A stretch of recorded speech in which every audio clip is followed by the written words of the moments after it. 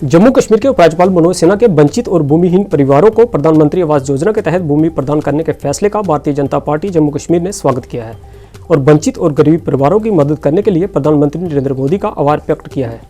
Jammu party मुख्यालय में आयोजित एक पत्रकार वार्ता में भाजपा के प्रदेश अध्यक्ष रविंद्र रैना ने कहा कि जम्मू कश्मीर प्रशासन का फैसला सराहना योग्य है। उन्होंने कहा कि प्रधानमंत्री नरेंद्र मोदी का सबका साथ, सबका विकास और सबका विश्वास का नारा जम्मू कश्मीर में पूरी तरह से लागू हुआ है और जम्मू कश्मीर सरकार द्वारा वंचित और भूमिहीन परिवारों को प्रधानमंत्री आवास योजना के तहत भूमि प्रदान करने का फैसला उसका जीता जागता प्रमाण है। उन्होंने कहा कि केंद्र की भाजपा सरकार द्वारा जम्मू कश्मीर के लोगों के लिए कई जन कल्याण योजनाओं को शुरू किया गया है, जिसका जम्मू कश्मीर के लाखों गरीब परिवारों को लाभ मिल रहा है। ऐतिहासिक निर्णय लिया है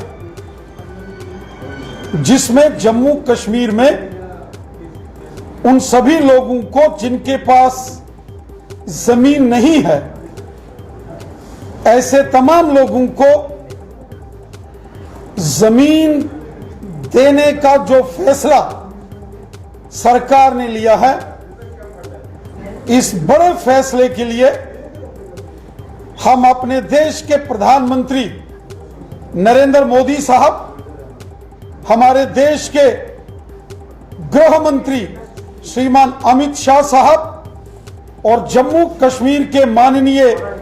लेफ्टिनेंट गवर्नर श्रीमान मनोज सिन्हा साहब का दिल की गहराइयों से धन्यवाद करते हैं, शुक्रिया अदा करते हैं कि गरीब लोगों के लिए और खासकर वो लोग जिनके पास बिल्कुल भी जमीन नहीं थी और जमीन न होने के कारण से लोग अपना घर नहीं बना सकते थे,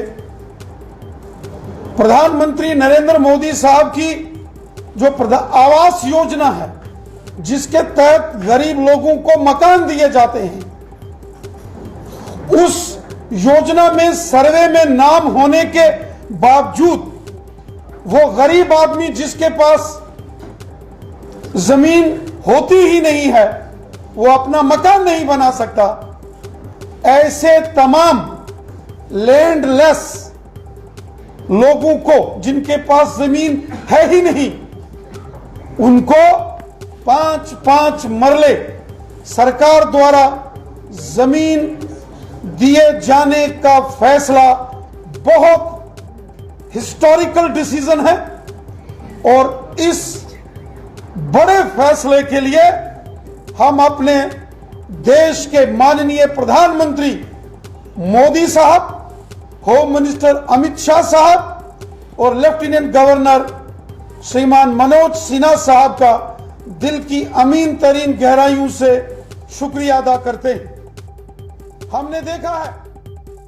पत्रकारों द्वारा अनुच्छेद 370 पर सुप्रीम कोर्ट में 11 जुलाई को होने वाली सुनवाई का प्रश्न का जवाब देते हुए भाजपा के प्रदेश अध्यक्ष रविंद्र रैना ने कहा कि जब जम्मू कश्मीर में अनुच्छेद 370 को लागू किया गया था तब भी इसकी चर्चा संसद में हुई थी और जब इसे जम्मू कश्मीर से निरस्त किया गया तब भी संसद में इसकी चर्चा हुई। उन्होंने कहा कि मामला सुप्रीम कोर्ट में विचाराधीन है और इस पर कोई टिप्पणी नहीं की जा सकती। उन्होंने कहा कि हमें अपनी न्याय प्रणाली पर पूरा भरोसा है। उन्होंने कहा कि जम्मू कश्मीर से अनुच्छेद 370 के हटने के बाद यहाँ रहने वाले लोगों को न्याय मिला है और कुछ राजनीतिक दलों को इससे परेशानी है। साथियों,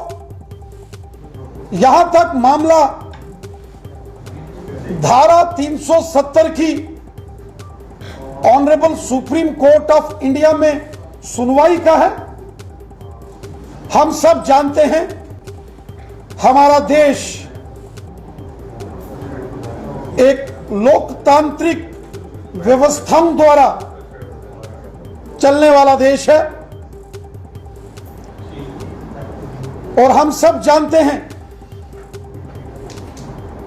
कि लोकतंत्र में हम हर इंस्टीट्यूशन का बहुत सम्मान करते हैं। धारा 370 जब लगाई गई थी उस वक्त भी इसकी डिस्कशन पार्लियामेंट में हुई थी, कॉन्स्टिट्यूएंट असेंबली में,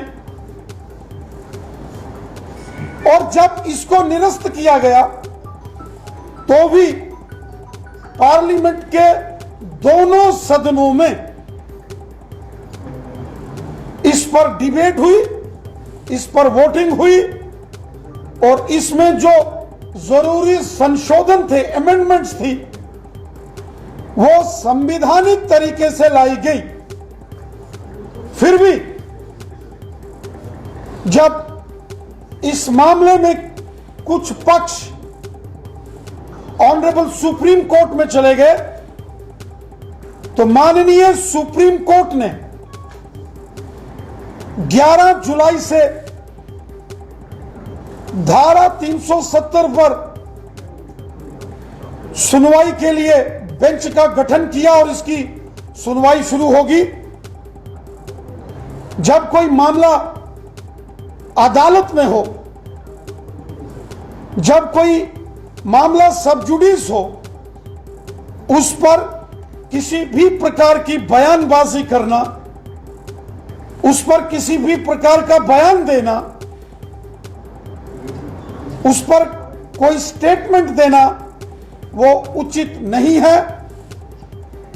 हमें अपनी अदालत पर पूरा भरोसा है। हमारे देश की जो जुडिशरी है, हमारा जो जुडिशियल सिस्टम है, हमारे देश की जो न्यायपालिका है, उसका लोहा पूरी दुनिया में माना जाता है।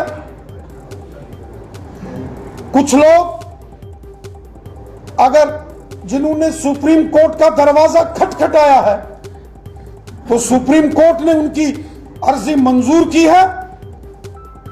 और हमें पूरा विश्वास है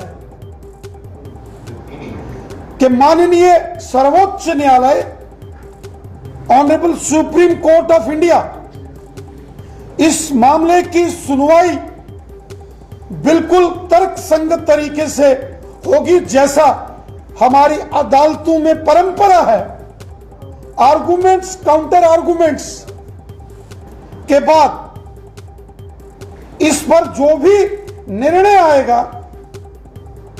वो राष्ट्र हित में महत्वपूर्ण निर्णय होगा और मुझे पूरा विश्वास है कि जो भी